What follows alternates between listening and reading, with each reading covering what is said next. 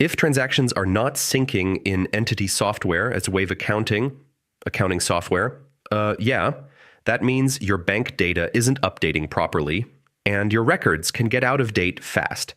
Let's fix it step by step. First, make sure your internet connection is stable. Sync won't work if your connection keeps dropping in and out. Next, refresh the page and wait a few minutes. Sometimes transactions just take time to appear after a sync request.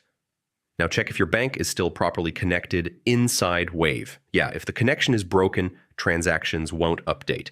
Next, disconnect your bank account and reconnect it. This resets the sync pipeline and fixes most issues. Now, check your transaction date filters.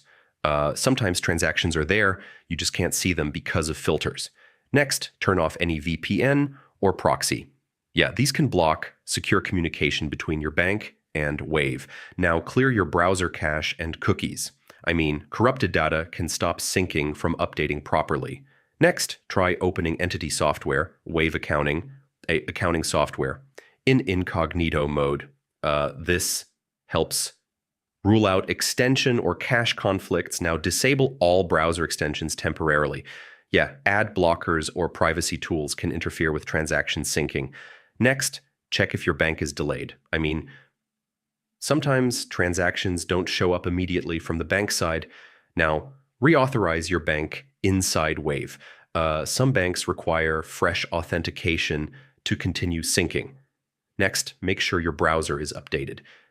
Outdated browsers can break secure data syncing. If nothing works, contact support. There may be a sync issue between your bank and entity software, Wave accounting software that only they can fix. And that's it. One of these fixes should solve transaction syncing issues in entity software, Wave accounting software, and get your records updated again.